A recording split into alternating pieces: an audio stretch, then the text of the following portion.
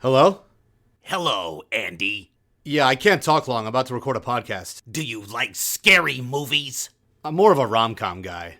Oh, come on. You must like a couple. Actually, yeah, there's this one with the guy who calls people and quizzes them about scary movies. I love that one. Don't know that one.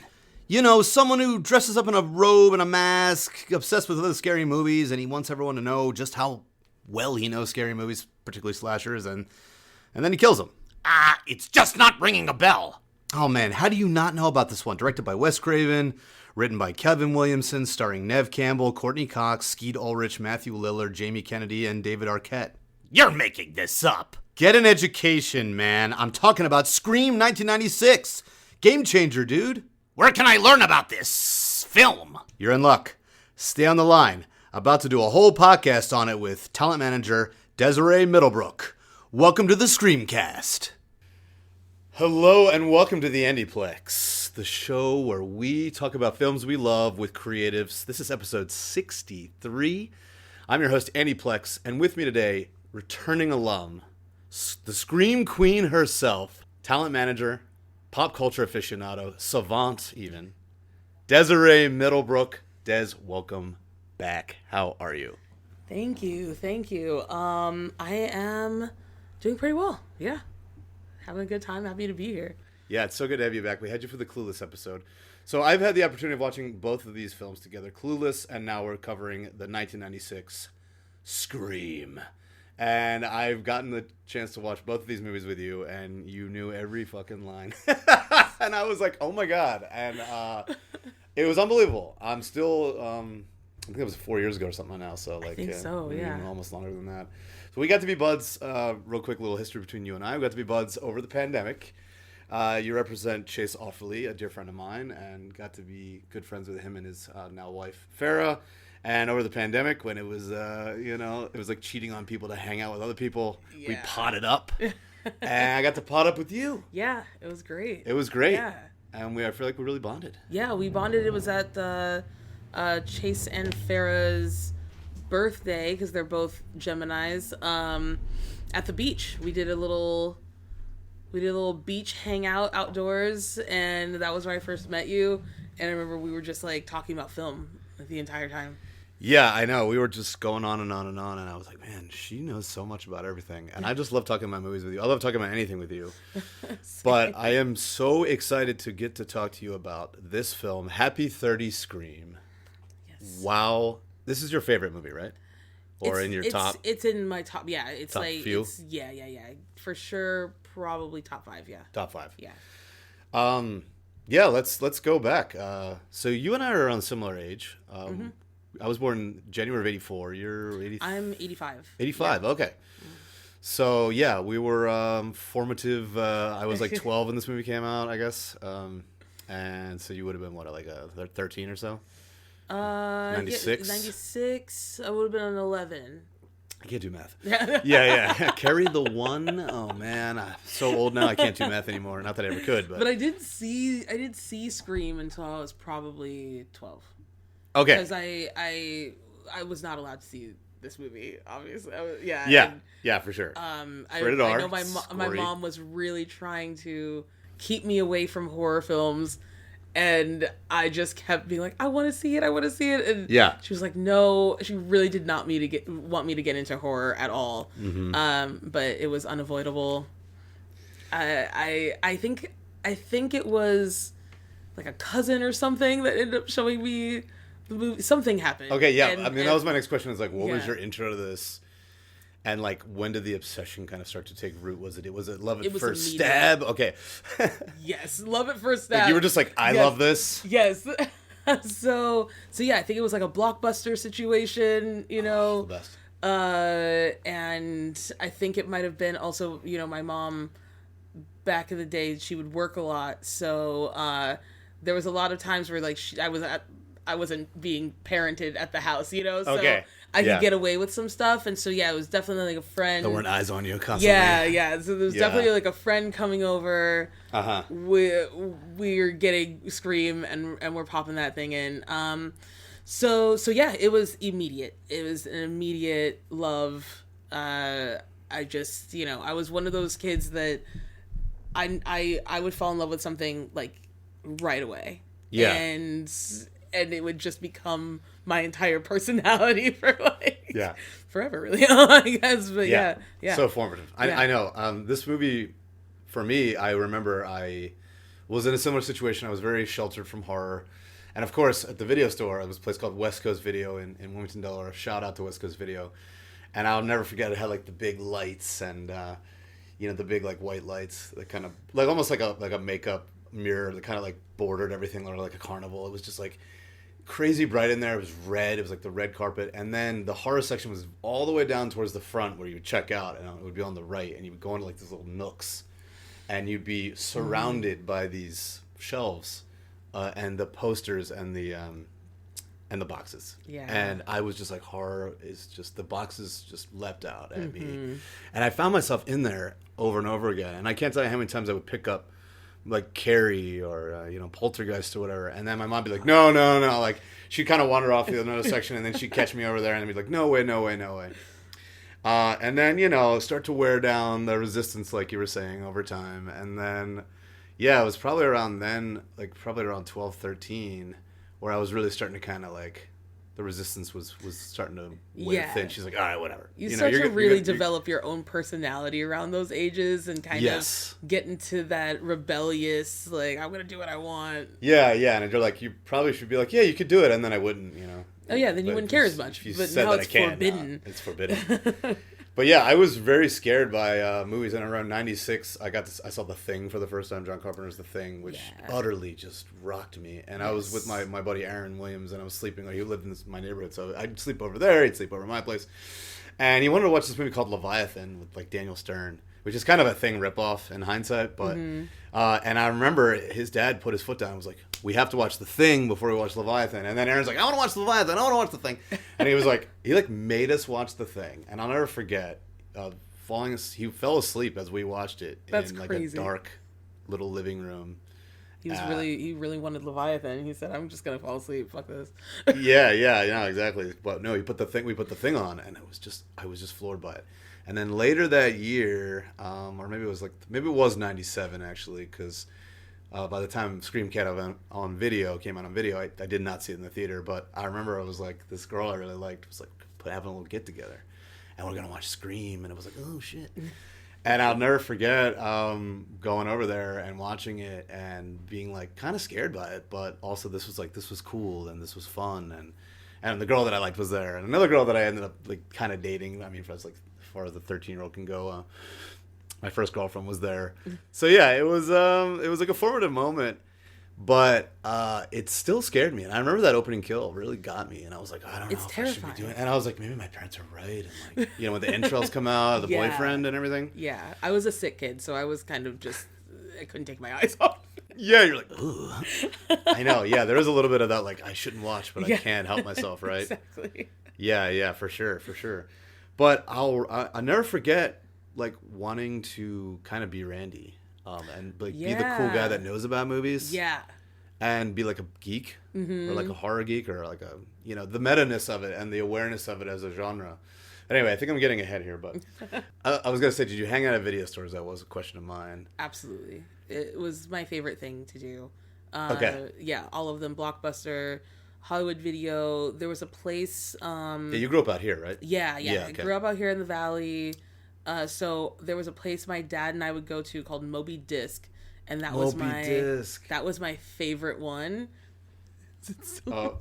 I've got a new family member here, Pepper. She just jumped onto the keyboard. I think we're still recording though.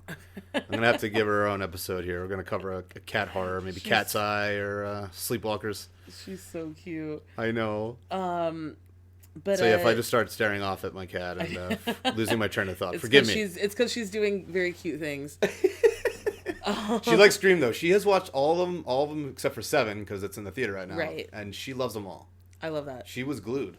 Amazing. I mean, she's got kind of a ghost face look to her. Yeah, she does. Doesn't she? Oh my God, that's so great. Yeah, she's like a tuxedo, so black on top, white on the bottom, and a little bit on her face is. But yeah, so this movie is 30 now. And it's kind of hard to like look at it freshly, but let's try as best we can. Mm-hmm. It is just more than a meta slasher. It's killed the box office over and over again. It slashed its way into the next generation over and over. Why do you think this is? Why do you think this movie has stabbed its way into our hearts and souls and is still relevant, and we're still watching it, and we're still making more, and what do you think it is about this movie? If you had to boil it down, it's probably a lot of things, but for you, I guess. I think that there's really nothing like Scream. It's something that I feel like only Wes Craven could have pulled off, but it's, it's got this obvious like parody aspect to it while staying very scary at the same time, and it's hilarious, but it's so well shot, and like the kills are incredible, and it really just has the whole package, I think, of what makes a horror film like really, really great, especially a slasher. And I think that as it just continues to be more and more meta with each one incorporating stab into the sequels, it's just so fun. It's so fun. And you really don't get sick of it. There's always kind of something new you kind of discover every time you watch it, and yeah, I don't know. I think Wes Craven just has this beautiful way of making something really entertaining, really funny, but also really scary at the same time, and it's just kind of a beautiful blend of all those things. Yeah, that's so well said. Real quick, plot summary. I'm sure everyone's seen this movie. If you haven't seen Scream, watch it immediately. Please. It's incredible. A year after her mother's death, Sidney Prescott, Neve Campbell, and her friends started experiencing some strange phone calls. They later learned the calls were coming from a crazed serial killer in a white-faced mask and a large black robe looking for revenge. His phone calls usually consist of many questions, the main one being, "What's your favorite scary movie?" Along with such scary movie trivia ending with bloody pieces of innocent lives scattered around the small town of Woodsboro, California. So, yes, I think you nailed it on the head with the meta-ness and the way it is. It kind of has this dichotomy of being a parody of slasher, but not a parody, because a parody would be like silly, and yes, there is the love of the genre, and there is that kind of meta-ness element to it, but it still operates like a slasher with brutal kills. You don't know what's happening. The peeling of the onion. Obviously, we realize later that it's the two killers working in tandem. But yeah, the phone calls, the quizzing of Jason's mother, and going into the lore of slashers in a way that celebrates the genre. Yes. Exactly. There's nothing like it. A true horror film lover's dream, really. Yes. It's just so fun, and I think that's the thing that a lot of these horror movies kind of miss out on today, is that they're not that fun. Yeah, for sure. They're either really intense or bad. It can be just nothing but gore and murder with just like no kind of charisma or anything to it. And like these movies have a lot of charm. You have really good actors in them, and they understand that fine layer of drama and comedy, and it's just it's not the same without the cast that they choose. They choose really, really incredible actors in all of them. I know. Let's go into it here. We got cast in order of appearance. Well, I guess not. No, that's not right. But we start with Drew Barrymore as Casey, the ill-fated Casey. I like that we got Roger Jackson who does the voice, and it's so iconic. Hats off to Roger. Actually, just did an incredible. Do you voice. like scary movies? Yeah, I know. I was like, I need to learn how to make the voice. I need to do the voice, and I really wanted to I don't want to say this movie exonerates killers or gives them any credence, but I think you nailed it. It's fun. And the celebration of the genre. And it's not saying go be a killer is going to pay off. Like, they get theirs in the end. They're very broken. Even Stu gets kind of dragged with Billy Loomis in one. I mean, they end up getting theirs in the end. So it's not like validating their actions. Well, no, and I think you have to think of, what Billy says in the first movie is that, movies don't create psychos. Movies make psychos more creative. I love that line so much.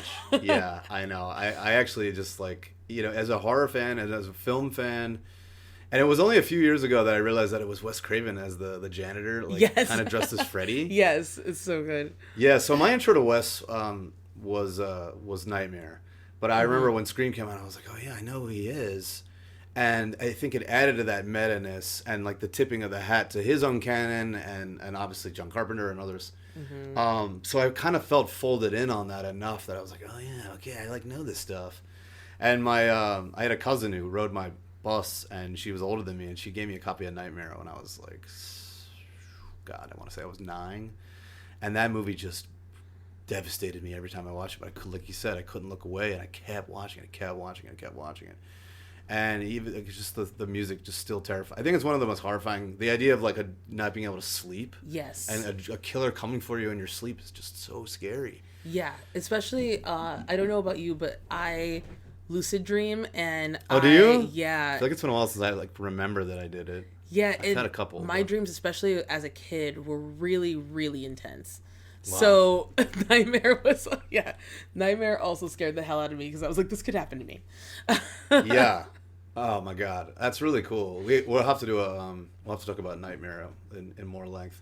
Yeah. But I mean, what a great movie, and I think I probably got to say that's my favorite of Wes's canon. But Scream is a really close second, and as a franchise, I think there's a couple Nightmares I like. Like I like 3, like 7, A New Nightmare, which I actually think really paved the way for Scream, and it was the movie right before, right? Yes, I love A New Nightmare. It is one of my favorite. That was the first one I saw. Yeah. And then I saw 1. That's so funny. I did the same thing. Really? Yeah, okay. I watched that. So it was, and then 94? Yeah. Okay. And then I was like, oh, I need to see the originals. Yeah, so that's hilarious. We had the That's same so experience. cool. Yeah, and it's like the making of a movie. And now, I mean, when I was younger, I didn't understand the meta-ness like level of it until a couple years later. But at 10, I was like, and I remember I went over Aaron's again, and he was allowed to rent it, and it really bugged me. And now it's like it's just kind of funny. But as someone who's dabbled in the movie business, someone now we're here in Los Angeles, it's cool to have that meta level to it. And I just revisited Scream 3. And when they're like on set, and it's like the killers, so fun. And I think the actors being killed in the order that they were killed as their characters in the real life situation. The book that Gail Weathers wrote became Stab. Yeah, I love Scream 3 recently. I'm in the same boat. Yeah. Actually, you and I were at Chase and Farrell's last week playing Catan. Good win, by the way. Thank you. Crushed it. And I was like, I think that earlier that day I had watched 3. That's right. Yeah, I kind of remember not liking it. And I hated it. When I thought it was so dumb. Yeah, and now I'm like, this is so good. Yeah, I truly did not like Scream 3. I think about seeing that movie in theaters, and sorry to my mother. My mom, I don't know how I got my mom, who hates horror films, to take me on her birthday to see Scream 3, because it literally opened the day of my mom's birthday. And somehow you somehow brainwashed her. Yeah, somehow I was like, let's make this day about me. Happy birthday, Mom. Don't you want to make me happy? Right. It's the best gift to give happiness to others. Yeah, exactly. For yourself. I mean, it's a cycle where you feel better internally. It's an external. Anyway, exactly. That's amazing that you talked her into that. Yeah, we went to go see it, and then I was like, oh, I didn't even like that. And then I rewatched it last year, only just that recently? Yeah, I rewatched it in so that was 2000. In October. Okay. I rewatched it because I was just October. You watch a bunch of horror films, and I was like, I should revisit Scream 3. It's been a really long time, and then I was like, wait, why was I being such a hater? This movie's awesome. Yeah, I know. I was in the same boat. I kind of didn't even like 2 that much. Well, I had to like 2. Okay. I mean, there was no way in hell. There was no way in hell I I wasn't going to like 2, because it has Sarah Michelle Gellar in it, and she is the pinnacle of everything for me. She is Jesus. Yeah. Yeah. I know. I feel like I've forgotten 2 so much. Anyway, I want to talk about the sequels a little bit later, but let's cover 1 a little more, just because it's the OG. But it's hard to kind of look at. It's a franchise now, Yeah. And then we just got 7. And Seven had a monster opening weekend. It did. We'll talk about that. I did see it. I don't want to get too much in the weeds with Seven, but we will talk about it. But yeah, so we got Drew Barrymore, we got Roger Jackson as the phone voice, Kevin Patrick Wells as Steve, we got David Booth, Casey's father, Carla Hatley as Casey's mother, but then we get in Nev Campbell as our Scream Queen, our lead, Skeet Ulrich as Billy Loomis, which I now as a massive Carpenter fan, I'm like Loomis, Don Pleasance's character, and then also the Carpenter sisters later in 5 and 6. We get Lawrence Hecht as Mr. Prescott. Courtney Cox, yes, the legacy character, as Gail Weathers. She's everything amazing, to me. amazing. W. Earl Brown as Kenny. Rose McGowan as Tatum, the ill-fated. Oh, the cat door. It was a dog door. Anyways, Yeah, cat dog. not big enough for a person. Yeah, not big enough for her tits. Especially with those. I was gonna say her chest. Yes. I'm glad you paved the way for me there. I love it. I can say it. I know. They're wonderful, and they're front and center. David Arquette as Deputy Dewey. And then we got Joseph Whipp as Sheriff Burke. Matt Lillard as Stewart. Yes. And Jamie Kennedy as Randy, Randy is... I can't tell you how much I was influenced by him, Jamie Kennedy's performance as Randy. And he gives us the rules, so he's kind of the meta hook. He works at a video store, so he's... a cinephile fanatic, and he's like, oh my God, we're in a slasher movie. Guys, this is what we have to do or what we shouldn't do. Never say I'll be right back.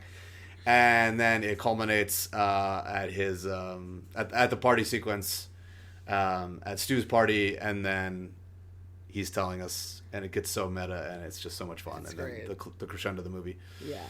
Also, I think that's funny. The TV reporter #1, I'm not sure if that's the same person, but Lisa Beach is like a big casting director. Oh, really? Yeah. So. Oh, you know what? That's actually a nice transition. I wanted to touch in with you. You're a talent manager. Yes. And that's how I met you. You represent Chase Hofferly. Yes. And your pop awareness goes back. If you check out the Clueless cast, you can hear about just your development and how. Let's recap a little, because you said at a young age, very young, like even right now, like 12, 13, right? We're starting to look at Scream. And it kind of makes sense that you love Scream so much. It honors pop culture. Yes. It's meta. It's a movie about movies. It's a horror movie that is a horror movie representing horror movies and the rules, and specifically slashers. Was this movie formative to you, kind of wanting to become a manager or in the talent realm? Yeah, anything that I watched, I would say from like the age of 10 and on, I was usually watching because I was really into the actors in it. So At the time, I wanted to see Scream really, really badly because I was obsessed with Nev Campbell. Yeah. Because I was a huge Party of Five fan. Okay, I was going to ask you if you knew her before Scream. So it would have been... Party of Five was, what, like 1 year, 2 years? Party of Five was earlier? 94. 94? Oh, is that old? Yeah. Mm-hmm. Okay, so it would have been just, like I guess it was just 2 years before. Yeah. But that's a long time when you're... It's when you're a kid, it feels like forever. It's like I've known her my whole life. Yeah, I know. Yeah, since I can remember memories. Yeah, exactly. Remember remembering.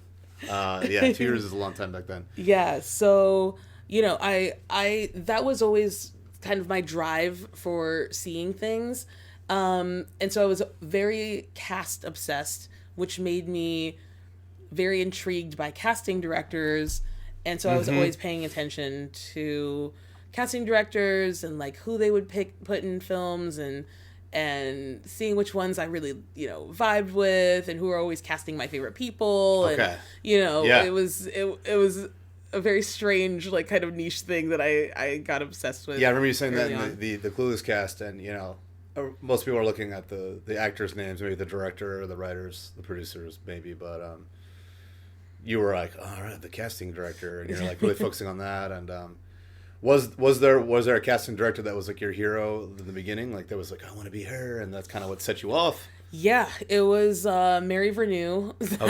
She was the major one that I was just like, that's it. It's her. Yeah. I've got to be her.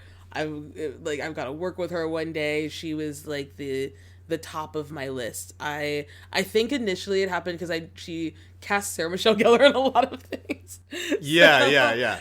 You're like, who's this genius Yeah, it was who like found Jesus? Yeah, I was like, she gets it. And puts her in things. Yeah. All right, I like her. Yeah. And but because you're like you're like obsessed Buffy. I'm a huge craze. Yeah, I've heard you talk about Buffy, and it's like listen to like someone talk about Shakespeare. Like it's unbelievable. And I was like, I know nothing of this.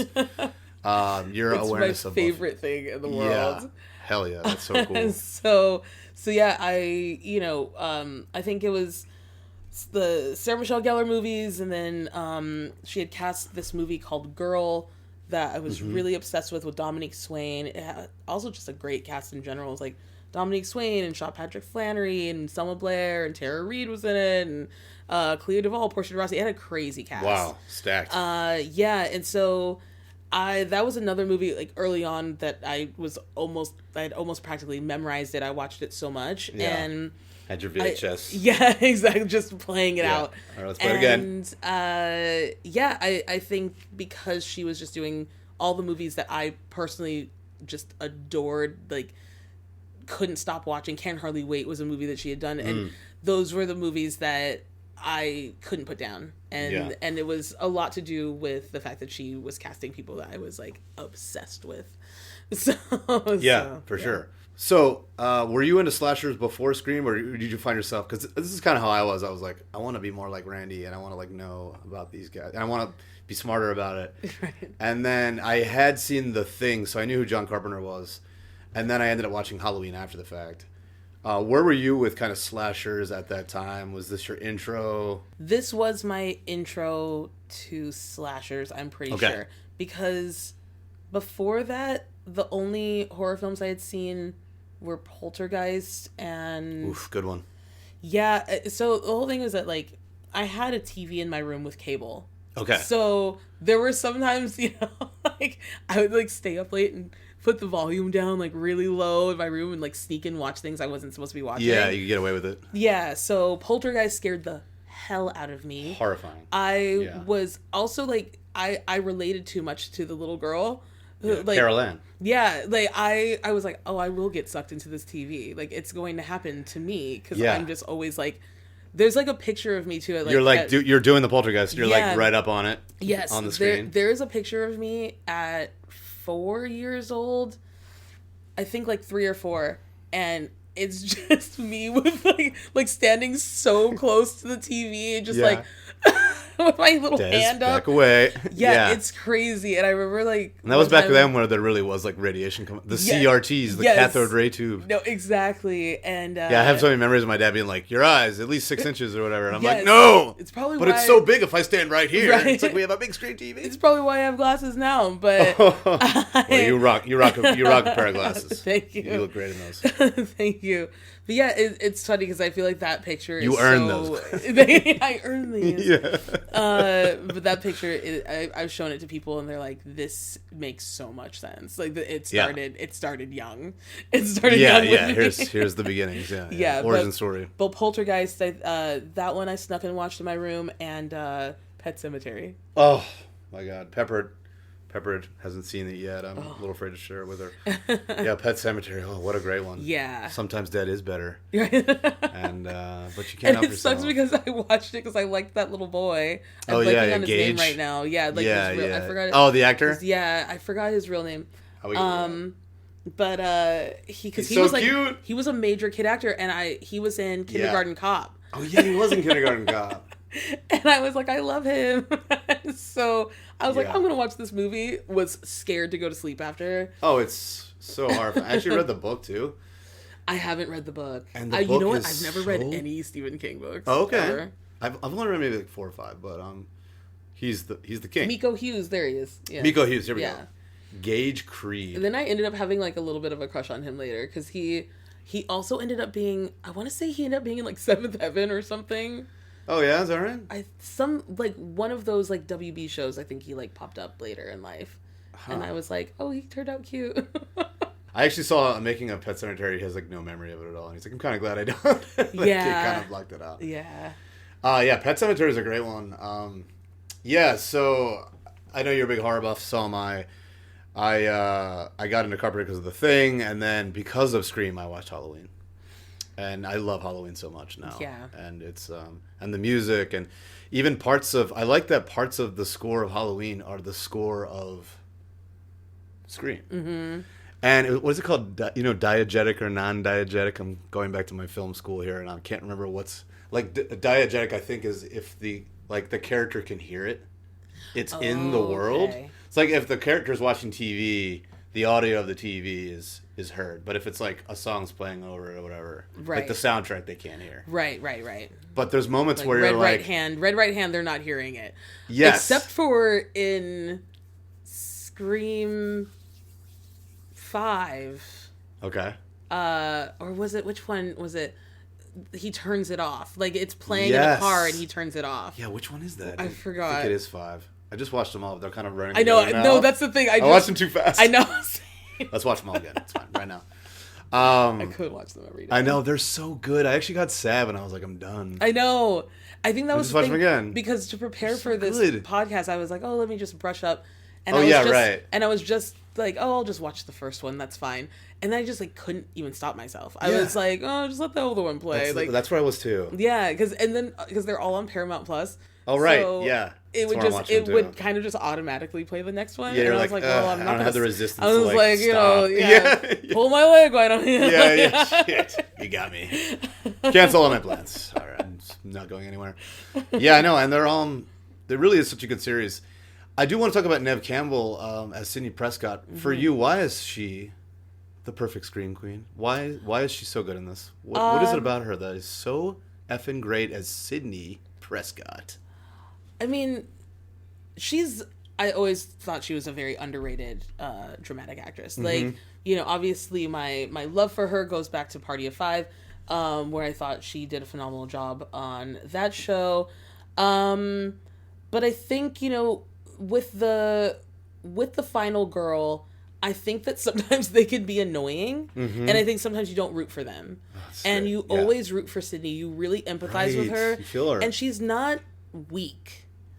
In the first one, she's a teen girl. She's getting, duped by Billy, but She's dating a serial killer. Yeah, No big deal. and so it's like she has that moment. She sleeps with him, and it's like, and then And her mom was killed, right? Her mom is 1 killed. year before. Yeah, so she has she's this going, trauma. Yeah, she's going through a lot. You understand why she's pretty closed broken. off and broken, and but she's so good that she's never whiny. It never hits that. Yeah. That okay, I'm kind of sick enough. of your thing Yeah, now. yeah. We get it. It's annoying. Yeah, she never really plays. Shut up already. Yeah, she never really plays the victim. Sid, you're And gonna she have to move on. That was just like 4 days ago. Your mom was murdered. It's fine. The best is the Luke Wilson. The Luke Wilson. Yeah. Tori Spelling. That's Was that it's 3? Just, no, Would they watch it? It's wait, is it 3? No, it's 2, right? Is it 2? Yeah. Shit, damn it. Now it's starting to run together now. I Yeah. think you might be right. It's 2 when It's Luke Wilson because the whole as joke that as she Skeet makes. Ulrich. Yeah, because the As whole Billy joke Lynn. that she makes in Scream 1 is that she's like, oh, I'll probably get with my luck they'll get Tori Spelling to play me, and then right. they do. You're right. It is 2. It is 2. You're right. Yeah, she like catches it on like a trailer or whatever. Yeah. Or like it's on TV. It's on TV, I think, and I think it's been, when like, Randy's 3 weeks. talking about it. Yeah, you're right. Randy, who survives into 2 and then gets Yes. iced, Yeah. appears in 3 by brilliantly. They like Yeah. record him talking about franchises. Heather Matarazzo. Yes. his sister shows up and is like, oh, I got Yeah, this they have, tape. like, a tape. Yeah, I got this tape for you. They're like, all right, Jamie Kennedy made it into this movie.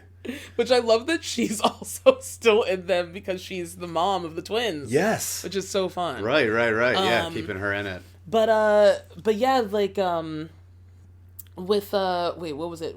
With Neve Campbell. With Neve, yeah. She she just also has like these really good moments on screen. Like I think one of my favorites is in Scream 2 where I think it's after Sarah Michelle Gellar dies, and she realizes it's all happening again. Yeah. It like hits her. You're like, oh no. That like yeah, it's when after she like gets attacked and Jerry O'Connell gets like slashed on the arm, and and she has this look on her face and she's like, I can't believe this is happening to me again. And it's just like a beautiful moment where she doesn't say anything. I always think those are the best moments in Right. acting where it's all showing in the eyes. Show don't tell. Yeah. Yeah. And It's not a monologue. that's It's the thing. all in a look or a glance or just a And- reaction. Yeah. Yeah, and she's also not Internalizing that, like, oh my god, here we go. exactly like she's human. Yeah. She's human, and I think sometimes what happens especially in sequels, is that the final girl stops being human, and she's almost like this superhuman, like badass, like doesn't feel anything. And I think Neve Campbell's always kept the humanity with Sydney. Yeah, that's really well said. I love that. Yeah, because you're like, all right, you've been around the block, and even in later ones, you're like, in like 5, she's like, she's all right, jaded, but you're gonna have to do this. There's no running. Yeah. Talking to what's her name, the actress plays the older Carpenter sister. Melissa Barrera.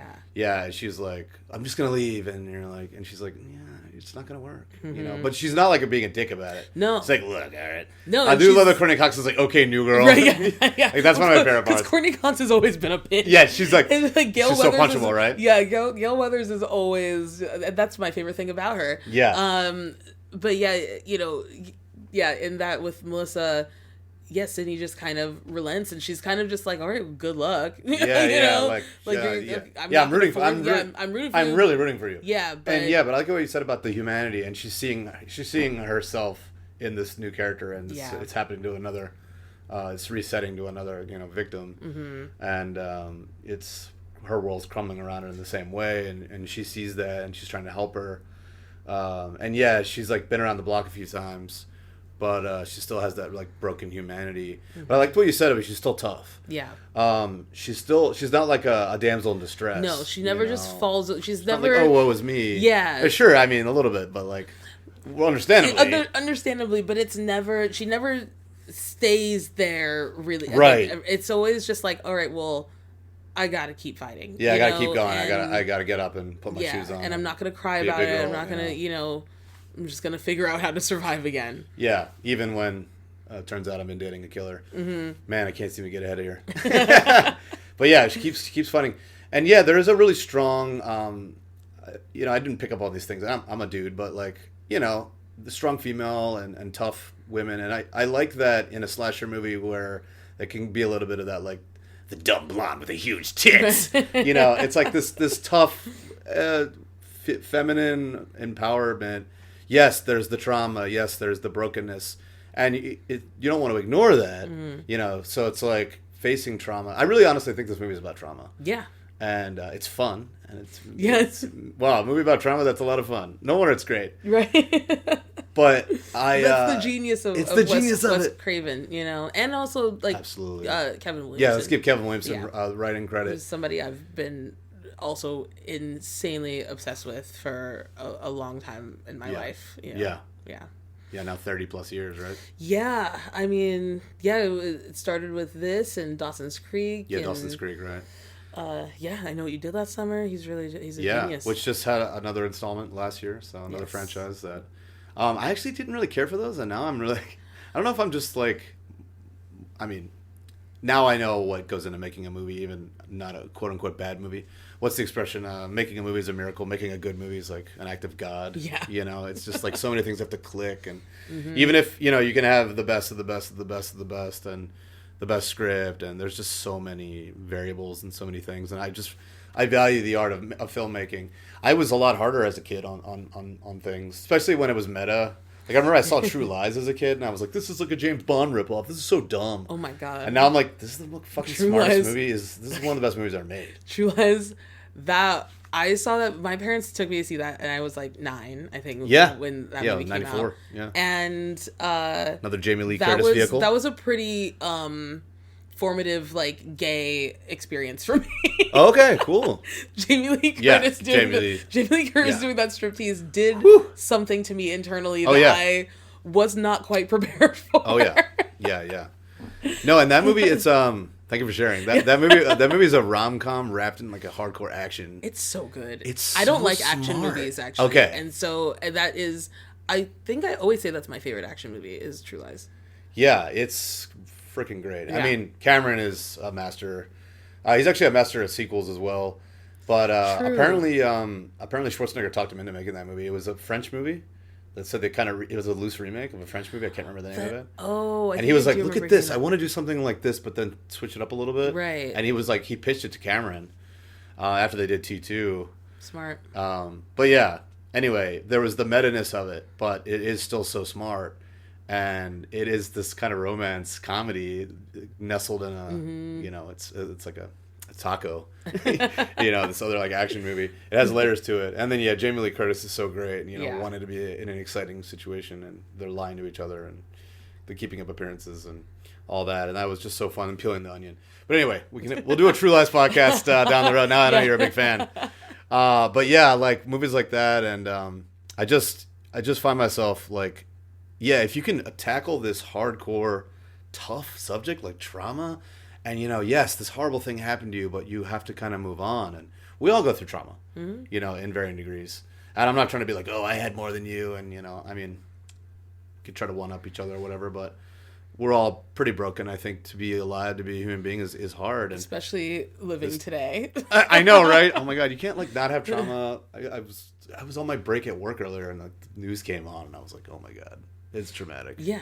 And I just can't. Yeah. I feel like I've been diving into movies and cocooning myself in media since the pandemic. Oh, for sure. To protect. Yeah, the pandemic made me. I always thought that I would love the day where I got to just stay inside and watch TV and movies all day. Yeah. And the pandemic happened, and I was like, get me outside. I know you're like, not like this. Yeah, exactly, not like this. But I noticed that there was something traumatic going on because I couldn't watch anything new. Oh. And I watched a lot of Buffy, a lot of Designing Women was like a big one for me for some reason. Yeah. I was like, I need this. This is therapy. Yeah, I was like watching Veronica Mars. I watched, I think, Felicity. I was just Ally McBeal. I was like, I don't want to see. I love that show. I was like, I don't want to see anything that I haven't seen before. Yeah. That isn't like super familiar to me. I think I needed like that familiarity. Yeah, like I need that comfort. The comfort food. Mm-hmm. Yeah, and I think that ties into my question of why this endures and why we keep coming back to these things. And I know over the pandemic, so it's now 6 years in to the lockdown, right? Mm-hmm. March of almost 6 years. Yeah, no, it is 6 years. Damn right. Yeah, because we're early March, 26 now. And it's crazy that it's been that long. Yeah. Feels like a long time and not that long. Yeah. It's weird kind of time warp. Yeah. Time is weird, man. But yeah, I like what you said about going back to what you are comforted in. I think there is a comfort in, there's going to be a new Scream movie, and it's going to be more or less, it's the peeling of the onion, it's a whodunit. It's probably going to be two killers, except for the brother in 3. Did it alone, doing double duty. Which I talk about in the recap in 6, was it? And yes. Anyway, it's just like you are getting more or less the same kind of meal, I guess, if you're looking at it like a microwave dinner or whatever you want to call it. But it's the new ingredients and the new.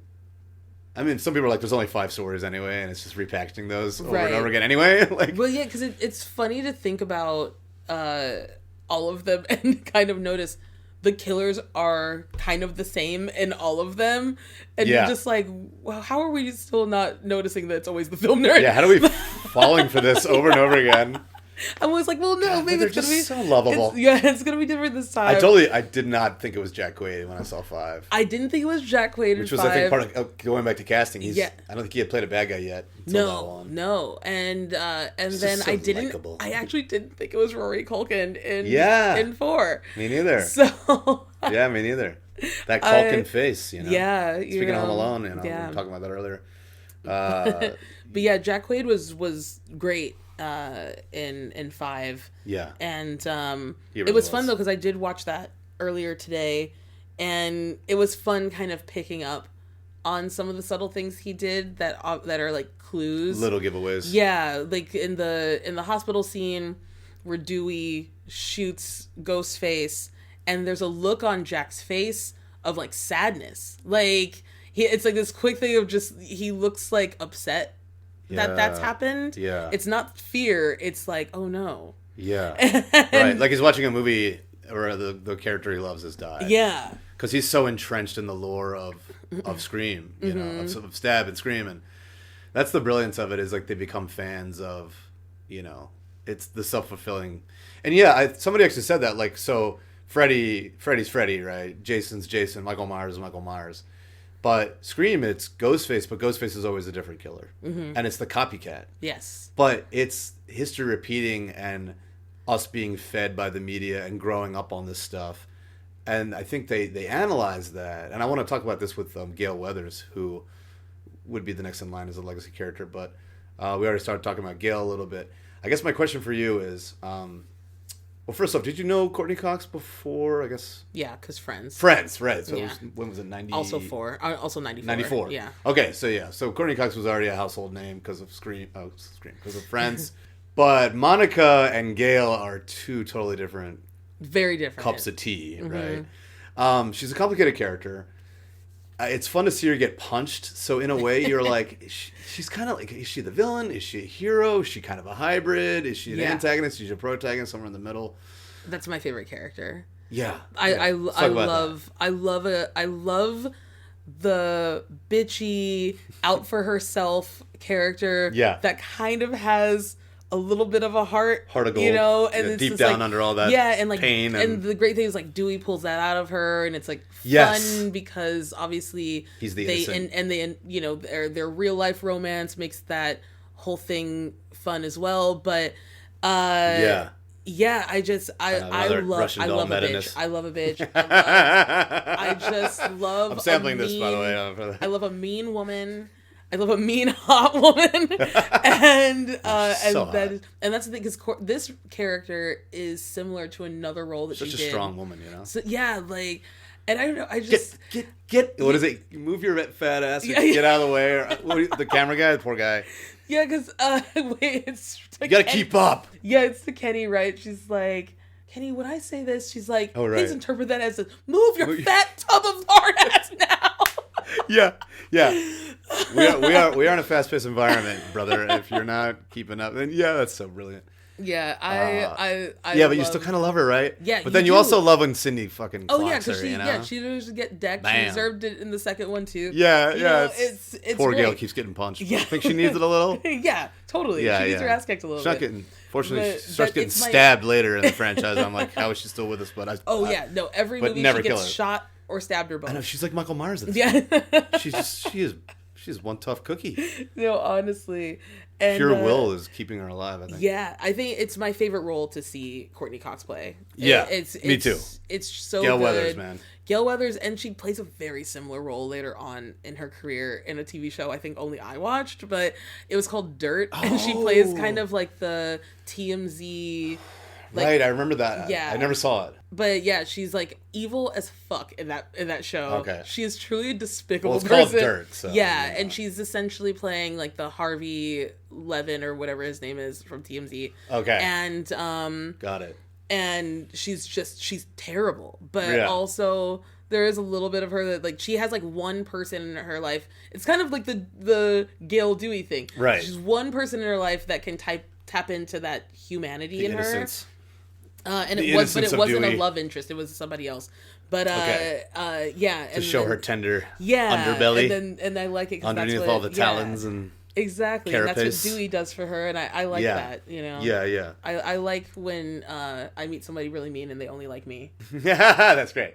Okay, so a question for you is: Do you love Gale, or you already said you did, but do you think she's capitalizing on trauma to a degree?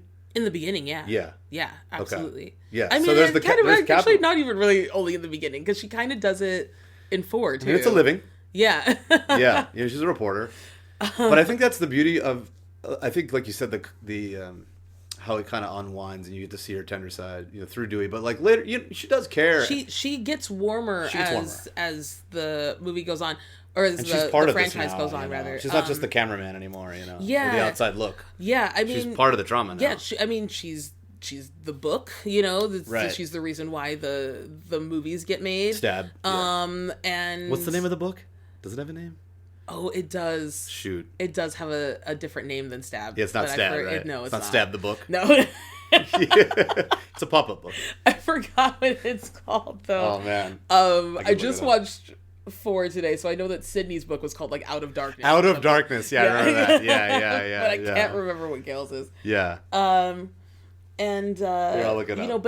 but by Scream 2, because I think it's when Randy dies, that's like the moment where she like has like her most human moment. She's like, I feel really bad. Like it's like the first time that it's really kind of hit her that this sucks. You know? Wrongly accused the Maureen Prescott murder. She later writes The Woodsboro Murders. Okay, that's the one that... College Terror and Requel Terror Returns to Woodsboro. Not Requel. Okay. Oh my god, that's great. So that's great. I liked how you said when Randy dies. Yeah, it's like, okay, at first she's just trying to get the hot scoop. And yeah, she's excited about the murder, practically. She's excited. Because she's feeding off of it. Yeah, right? yeah. It's like, this is juicy. But in the second one, it kind of hits that these are human beings. These are human beings that I now am... She got a little attached to Randy, you know? A little attached to Randy, and he's very likable. He is. I basically modeled myself off him. My name's Andy. I haven't changed my name to Andy. It was originally Bob. No, kidding. And, by the end, she's like...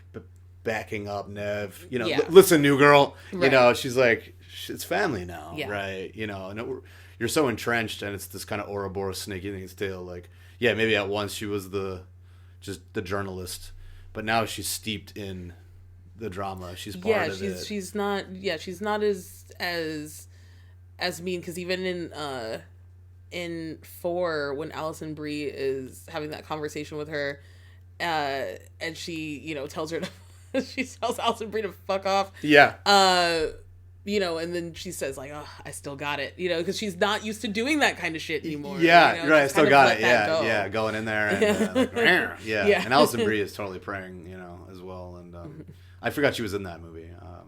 I had actually forgotten she was in 4. Yeah, she was great. Oh, and her death, when she gets good. it's great. And then that leads us to Dewey, and I think we already touched on it. Like he's the heart. He's the heart. He's the innocent. Oh yeah, and then once he gets iced in 5, Gil's like, so broken now. It's like it horrible. Feels brutal. His death feels necessary, but at the same time, it hurts so bad. It's so painful. Yeah. I just watched 5 yesterday, 2 days ago. I literally was like, I'm fast forwarding this part. I was like, I almost forgot. I was like, he's about to die. Yeah. No, I can't. But I like how the legacy characters aren't safe. Right. And the blood sacrifice was like, because if they have the plot armor that they're protected, because just because they've been around, then it takes the fear factor away, that anxiety, the edge off the blade. Yeah, exactly. I do kind of wish sometimes that, just to make it make sense, that the characters had been switched of who was in the hospital, like, or who you see, like, their face in the hospital between, like, Mikey Madison and Jack Quaid. Yeah. Because I'm like, I'm sorry, I'm supposed to believe this 16-year-old girl just beat the shit out of right. David Arquette. Yeah, it's just like she's small. She's a small girl. When you put that Ghostface mask on, something, something you find the inner strength. Yeah, it's that inside. Adrenaline. Yeah. It's that psycho killer adrenaline. It's that psycho killer adrenaline. Yeah. And, no, I know what you mean. I like that actually. In 2 we have a lady. And I like that we have a lady. I wish that killers. I do wish that the original script hadn't been leaked for 2. Oh, is that right? Oh, I didn't know about that. So the original killers were supposed to be Elise Neal, her best friend, like roommate. Oh, yeah, it was really? supposed to be her, and was it always supposed to, I don't think it was always supposed to be Timothy Olyphant either. Yeah, I think they were gonna do Jerry O'Connell and Elise Neal. Oh, okay. Yeah, there was definitely moments where, like, O'Connell... There was one moment where O'Connell's like... Yeah. He's, like, looking around, and, like, the shot, like, the scene ended, and they're, like, still on him. Yeah. And they're like, okay, that was a little... And he's like, ugh. He does, like, the bad guy look around, Like, twirls his mustache. I'm like, he's totally the guy, Yeah, but I do like the red herrings, though. I do, and I do guessing. love, obviously, I do love that it was Billy's mom, and Laurie Metcalf is incredible. I mean, I grew up on Roseanne. So. I didn't actually. I wasn't allowed to watch that show for some reason. My dad worshipped that show. I don't know. If my dad liked it, we'd watch whatever. You know what? That's what it is. Yeah. My dad didn't like that show because as a kid I was able to watch other things that were really probably worse. But he just liked them, so he was like, "Oh yeah, this is fine." Like I like Beavis and Butthead. Like I was allowed to watch Yeah. And he even took me to see the movie. Pops liked it. Yeah, Yeah, because he loved it. He thought it was funny. I know. I saw Predator really young, and it was so bloody. And I remember like when they skinned the Jim, same thing that happened to Jim Hoppa. Like that part, like really bugged me. But my dad's like, "This is a good movie. You're watching. Right. You're watching this, son."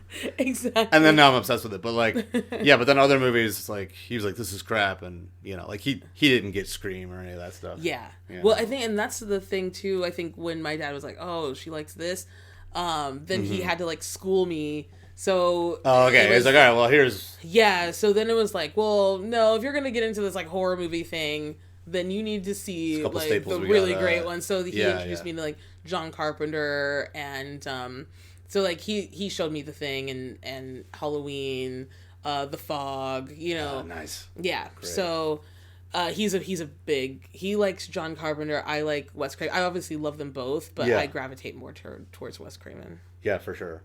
No, I like that Wes like really tipped his hat to to himself, but also to in a very non like oh, I'm great, Yeah. Like if anything, he was like Carpenter kind of invented this. Yeah, absolutely. They talk about Halloween with such a like this is the pedestal of this is the archetypal slasher. Yeah. Let's talk about the killers.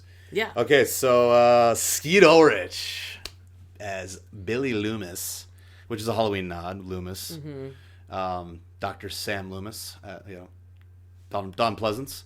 Yes. So, which of course I didn't get that until like maybe I was gonna say like last year, but no, yeah, maybe like 10 years ago. I don't know. Yeah, how does he rank for you as a killer? How's Skeet Ulrich? Did you know Skeet before Scream, or was this your intro? I think it was probably all around the same time because I got really into this movie and The Craft. Right, The Craft. Same year, right? 96? Same year. Okay, yeah. So... Craft is awesome. Yeah, I don't know if I ended up watching The Craft before I watched Scream. I could have. Yeah. So, yeah, I can't really remember, but... exploded on the scene. Yeah. Stabbed his way into the scene. Yeah. And I actually knew Matthew Lillard before this. Oh, yeah. Which is crazy. I knew him, too, from Hackers. So, it wasn't Hackers yet for me. It was Serial Mom. Oh my God! Right. Yeah. Yeah. Serial Mom. Yeah, I watched that movie a lot. Oh my God! I saw that too, really young. Yeah. It was too young. Yeah. But yes. I know they watched some old horrors too, like Blood Feast or something, on VHS or something like that. Yeah, I never saw it either. I just remember I think I knew it from that movie, and then I asked my dad if he saw it. He's like, "Yeah, I saw that as a kid. It was pretty gory. I wouldn't recommend it." Yeah, Serial Mom. Right. He's like the son. Yeah. Yeah, Matt Lillard. Okay, let's talk about the killers together. I mean, they're great. They're amazing. And having two killers is so great because you don't see it coming. Yeah, and it also helps the movie make sense. Because sometimes you're like, how is he so everywhere? Yeah, this guy gets around. Yeah, exactly. Yeah. And then sometimes a movie will have that where it's like... He has a teleporter? Yeah. And then it's just one person. Yeah, shit. Okay. Yeah, he's driving around town really fast. Yeah. And then finding phone booths and changing into the costume. And he's like Superman, but bad. That's so funny. I know, yeah, you're right. I cover more ground. And then, also like, oh, it's him. No, it's him. But it's actually both. And I like how Billy talks him into it, Yes. And, that element. And also just, it's amazing, too, the incorporation of the fake stabs or like the kind of real stabs. Yeah. You think... Cut me real deep, man. Yeah, and because you really do think like, oh shit, he just got killed right there. He cut him. So dying over here, man. But I mean, like even with like after Billy and Sydney have sex, and you're like, because you're like, he's clearly the killer, and then he gets stabbed, and you're like, oh man, I guess I was wrong about him. Yeah. And then the reveal is great. Yeah. Yeah, it's such a great reveal, and the build up and.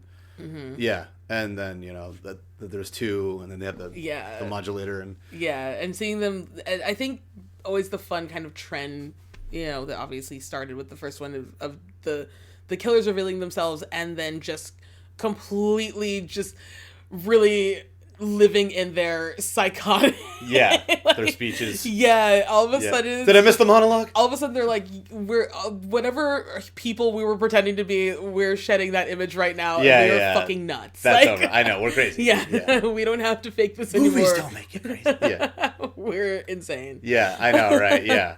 And their tragic flaw that they give the whole monologue. They should just kill you. Yeah. And then, but what's the fun in that? Yeah. You want to reveal it. We gotta let you know why we fucking just did this right now. Yeah. Why are we doing this shit? You know? What do you watch? One too many horror movies. You know? It's just so fun. Yeah. So Skeet Ulrich, he's obviously handsome and charming, and he's trying to help her move on from the trauma. So, but it's also crazy because it's only been a year. I know. She's 16 years old. You gotta move on. It's been 2 weeks. Your mom was killed. Horribly. Yeah. And it's become a whole press thing. And... He's like, my mom went away. She's like, what the fuck?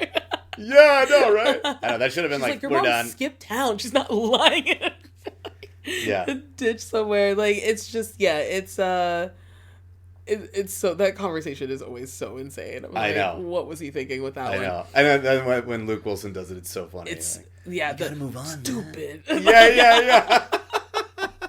Oh, God, it's so funny. But yeah, in a way, her saving herself was, she wasn't obviously premeditatively saving herself, but she was protecting herself in the rules of a slasher situation by not having sex. She was keeping herself alive. Yep. But she never got killed, thank God. And now she's made it all the way to Scream 7. Yeah.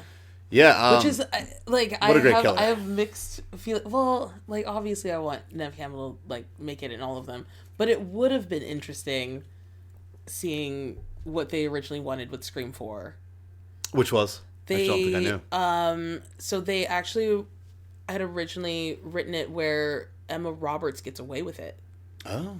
Yeah, that she, like, legitimately, like, gets away with it, and then the next film was going to be, like... set up the next film. Yeah, so, it was set up the next film where, she's now having to, like, cover her tracks a bit more, like, things are kind of coming out that, like... Yeah, she's not... unspool. Yeah, but right now... But it's, like, supposed to end with her actually being, like, the victim hero and getting what she wants, and then Scream 5 was supposed to be, like... that all falling apart. Okay. Which I thought would have been really interesting. That would have been cool. Stretching it over 2 films. Yeah. Yeah, I mean, she's great, and she harkens back to, like, fake stabbing herself, like, in the first one. I love her. She's probably my favorite killer outside of the first one, which is, like, crazy to say, but... Did you watch Scream Queens? I did, and I loved it. So, only season 1. Season 2 is truly, like, what happened here. It falls apart. I mean, Ryan Murphy does what Ryan Murphy does, but the first season, brilliant. I think you get Jamie Curtis back as the principal, right? Yeah. And I think that, like, with Emma Roberts, she's not, like, this, like, great actress, but she's great at one thing, and that is being a nasty little cunt. And, like, I love it, and I want her to play that all the time. I live for it. Like, she's so good at it. Hilarious. Like, I don't need her to be an empathetic character. I need her to do that. Stay in your lane. Yeah. Keep doing the thing you're good at. Yeah. Yeah, she's great, and she definitely echoes back to Billy, and I didn't see it coming at all. I was totally caught off guard. Yeah, it's great. It's and then she does, like, I'm the sweet innocent, victim, and yeah, she almost got away with it, right? Yeah. What was it? What was the thing that gave it away? You watched it today, right? Yeah. How did she know that we had matching wounds? Gail and her. And then Dewey's like, yeah, that was great. She got greedy there. Yep. She got greedy. She had to open her mouth. Oh man, so that's great. Yeah, we get some really other great supporting characters. In one, what's his name? The Fonz. Help me. Oh, Henry Winkler. Henry Winkler, he's great. He is great. I loved him as the principal. I love him as principal. No, I was gonna say you, like, kind of love to hate him as, like, this cocky principal, but then but they also deserved it. Like, him yelling at those they boys. were horrible. Yeah, I actually remember being like, you know what, I fuck with him because he was standing on business. Yeah, he was. What a cast. Wes Craven as Fred the janitor in the Freddy outfit. Yeah. We get Nick Castle as the Shape, but that's, in the movie Halloween.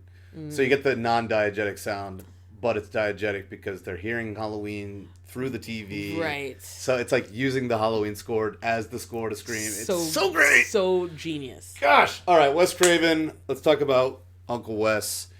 He died in August of 2015, so it has now been over 10 years since we've lost the Titan Wes Craven. What is it? What is it about Wes that's just so awesome? Why is he the man? R.I.P. You know, I feel like It's a loaded question. you can feel how much he loves all of this. You know, you really do feel it with all of his films, how much he truly is enjoying making horror films, how much he loves every part of it. Yeah. There's always a playfulness to them, you know, except for the Last House on the Left. Yeah. Well, you know, he that was his first movie, if I recall. Yeah. And he I watched the making of, and I remember Netflixing that movie back in like 2003 and getting, you know, they mail them to you, and they get little documentaries on them, and I'd watch them all. And he was like, we didn't have any money. Yeah. And I wanted to make a movie for nothing because we had nothing. This is where we landed, and you know, it's brutal.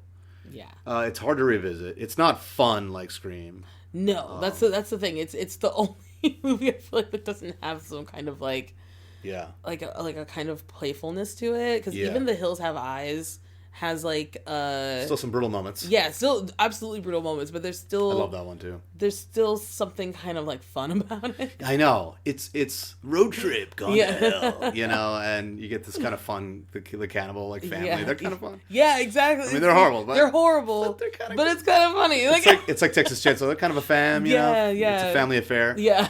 And you know, even Robert Englund, I actually saw him get his star on Halloween Day last year. Yeah, nice. And Heather Blomkamp was there, and he spoke powerfully about struggling in Hollywood as an actor, and he could barely pay his rent, and you know, blah blah blah, and just the dream. And he talked about Wes, and you know, that dream and that playfulness to play in the sandbox, and you know, have that wonder, and it comes through. Yeah. And like you said, I think there's something missing on a lot of movies now. I mean, there's good movies and bad movies always, but you know, like horror, like even there's like movies that aren't quote unquote good, like a slasher movie that's simple and it's not going to win any Oscars. It's not Shakespeare or whatever, but it's fun. You know, it's just the love of the game and the love of the craft and the love of film. It communicates, and you can just feel it when you watch it. Yeah, exactly. And Wes does it better than anyone else. He absolutely does.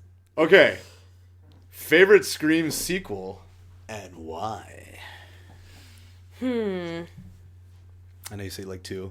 Yeah, it's gonna be between 2 and 4. Okay, I love that. I love that. I mean, it's probably gonna be Scream 2 because Sarah Michelle Gellar's in it. Yeah, that's big. It just kind of bumps it up a ton of notches for me. Yeah. And again, I love a cast. I think it's Scream 2 has maybe my favorite cast. Okay. Yeah, it's so. I know. I'm like, but then also like, Scream 4, because like the opening sequence in Scream 4 with like the meta going on in that the stab beginning, openings, so good. Yeah, it's so good. Yeah. But I don't know. I'd probably have to lean a bit more towards Scream 2. I love that fucking movie. Yeah, it was only 1 year later. Yeah. I also kind of base my favorites on how hot I find Courtney Cox in each one, which for Scream 2 was actually the pinnacle of hotness for me. Yeah, she's so hot in 2. And 3, what's going on with the hair in 3? That goddamn haircut. It pisses me off every time I see it. That's probably actually what pissed me off watching it at 15 years old. I'm like, she's still super young, but they're like, your hair. The hair was so bad. Like, and she knows. She knows it was bad. Yeah. Yeah, she knows. Parker Posey is really the reason why Scream 3 is so great. She's awesome. Yeah. Her as Gale, basically. Yeah, exactly. I mean, that's so cool. I could have watched a whole movie of them running around scared together. I know. It was really great. Yeah, 3's awesome. Yeah. Yeah, so I gotta go 4. And it's the final Wes, and you had me at all the multiple openings. Yes. I mean, it's just, I remember being in the theater seeing that back in 2011. I was living. And and I'm like, the whole fucking movie could be this. Yeah. And I don't care. Yeah. You can never actually get to the movie. Right. And I am totally fine. I was like, who else are you going to throw at me? Yeah, I'm like, let's keep going. And I remember I was like, you already got me with Kristen Bell. Let's keep going. Yeah. Kristen Bell and, what was her name? Rogue. It was Anna Paquin. Anna Paquin, thank you. Are you surprised now? Yeah. So predictable. And it's just the same. Right in the gut.